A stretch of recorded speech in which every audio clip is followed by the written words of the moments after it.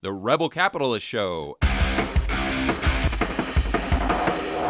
When I think of free market capitalism, just in my own mind, and I always make sure that whenever I use the term capitalism, I always precede it with free market capitalism, because you can have capitalism, but you can have something that I would term, or I would deem as the antithesis of a free market, such as the bailouts during the Right. GFC. You know, a lot of people attribute that to capitalism.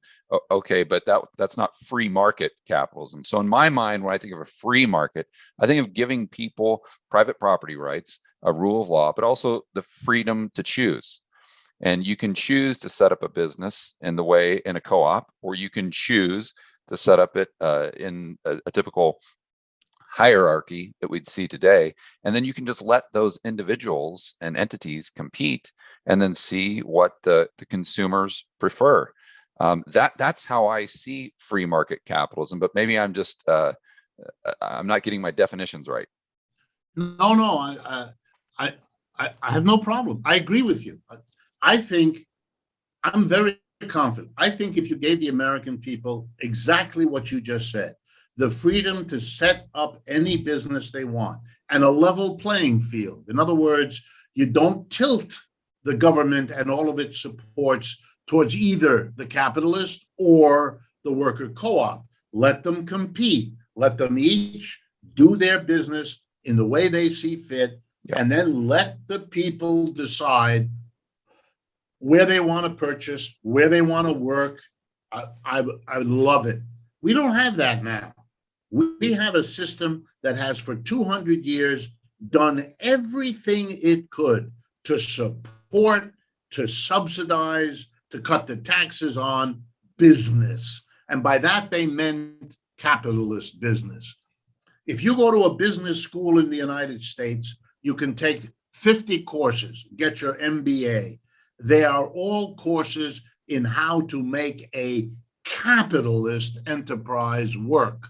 If you want to learn how to make a worker co-op work, you've got exactly no place to go. Nobody does that. We have excluded that in our colleges, our universities, in the way we teach people. I dare say most Americans, if you ask them, George, you ask them, what alternative ways are there to organize a business besides the capitalist, they wouldn't know how to answer you. It's never, no one has ever given them the opportunity. Right. It's like to learn about, for example, Mondragon or Emilia Romagna or the Lutheran churches setting them up.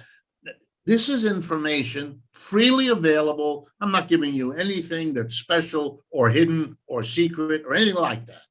But, we live in a society that wants you to think this way and not so much that way. And as a result, you need people like me to become advocates so that you can begin. But I have no problem. I don't like markets. You do. That's not a problem. I can live with them. It's not my enemy. It's not my enemy. My enemy is the capitalist arrangement of the enterprise. The few at the top making all the decisions, the mass of the employees having to live with the decisions made by a tiny minority, even though they had no role in them, they're excluded from them. I'm against that. That's my passion. I think the society we can live in, that I have 2 kids, that my children will live in, will be a hell of a lot better if I can change the way we organize enterprises. Or just educate people to other options. Yes, that's what freedom means, that you have a sense things could be otherwise. Now let's talk about human. We don't have to beat each other over the head. Let's talk about, look, if it could be this way and that way. And I understand people are hesitant to give up what they know to begin to try what they don't know. But I got to tell you, the last 10 years, people like me, you know what I'm saying, you understand. For most of my life, the kinds of things I'm saying now that we're talking about here have been so troubling to most American audiences that I would get, and people like me, I'm just using myself as an example, I would get an invitation to do a radio or television interview maybe once every 2 to 3 months. I was a professor. I don't know if I told you, but I went to all the fanciest universities. I went to Harvard and Stanford and Yale. And in America, people think that, that something special goes on there. It doesn't, but people think it does. They think it does. So I've had, I've had all of that. But I've got to tell you, most of my experience in the United States, people don't know what the alternatives are. They don't know even how to begin to think about that. You can see it in the statistics. I don't know if you follow this, but the government keeps a record of when people leave a job. Are they fired? Is the job closing down? Or did they choose to quit? And we're at all-time records. We've never seen it before. The percentage of people who are choosing to quit. They're angry. They're not satisfied. The very job they had until the pandemic that they now are going back to, well, they don't even understand how they could tolerate it back then before COVID hit, but they sure as heck are not going to do it now. I think we live in a system that is, and I know this scares people, it's falling apart. And people are asking questions with an urgency we haven't seen for a while, for a long while. And for me, therefore, instead of being invited every 2 to 3 months to give a talk, I now do, because I keep record, I now do between 4 and 5 media interviews every day. That's the demand for what I have to say. I'm not saying that all those people agree with me. They don't. But they want to hear it, which is all I ask. I don't ask everybody to agree with me. I wouldn't trust it if you agree with me overnight anyway, because it meant you hadn't kind of puzzled it through. That has to happen slowly. It's like eating a good meal. You gobble that down, you're missing 3/4 of that pleasure that would be there for you. So I am riding high now. I am talking to people who don't ask me a question like, oh, maybe they're urgent. Their lives are falling apart. Their jobs aren't secure. Their future isn't secure. They don't know how their kids are going to pay for those college loans. They can't get a job that pays enough money to pay off that loan, so they can't get married or they can't have children. I mean, fundamental parts of a life are hanging in the balance. And this system, the people who run it keep saying, oh, it's all going to work out. We're recovering. It's all going to, they've heard this too many years and it isn't getting better. And I think the result is Americans are now looking for alternatives to everything. And some of them are scared, obviously. If you think of QAnon or things like that, people are coming up with ideas of very scary, out of space and all the rest of it. But I understand. They're just frightened, and they have good reason to be frightened. I don't think they're finding the way out quite very helpfully, but I understand why they're upset. I'm upset too.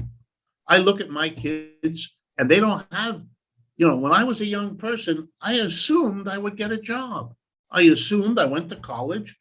I might not get the job of my dreams, but I lived in a place where there was kind of a community that was grateful that I had gone to college, I had learned a bunch of stuff, and there would be a place for me to feel good about going there and work. My children don't have it. My children are Americans like me. They live here, they want to stay here and all of that, but they're scared. And of course, they're interested in figuring out what in the world could be done that might change this. How do we promote people going out and starting their own business, creating goods and services, whether it is in the form of typical entrepreneurship where it is this hierarchy, or it's this co-op type of model? Because I think at the end of the day, I'm of the opinion that the wealth of a society isn't necessarily how many currency units it has. It isn't necessarily how many green pieces of paper, but it's about how efficiently the society can produce goods and services. Absolutely. So I think that's the way out of this problem. So how do we promote people going out there and starting their own businesses, producing goods and services in the environment we're in right now, regardless of what type of entity they structure? Well, this may not be the answer you like, but let me give you the answer the way it comes to me. Capitalism is all around us. The employer-employee model is everywhere. I think we have the people able and willing to go in that direction to try to set up a business that way. What we don't have in this country is an established way for people to set up a worker co-op type business. If we created that, if we made that a real possible, like in Italy or other ways, even if we did, I'm a professor, so I think like this. If we decided that in the economics departments of universities, where I've taught all my life, or in the business schools of universities, that teaching people about worker co-ops is just part of the curriculum. Here's how they work. Here's a semester where you study the Mondragon system or the Italian system or the German system, or for that matter, the American system. And you learn how they work, what kind of problems they have. There's literature about this, books and articles. There's professors galore who will talk to you about their research, like Professor Perrotin in Leeds. Let's create a path that people who want to try that way have an opportunity to use. You might be very surprised that if you gave worker co-ops the kind of support legally, financially, and ideologically that you already give to capitalists, you might see a spurt of economic development that both you and I would appreciate, even with the disagreements we have about other things. Yeah, that makes a lot of sense.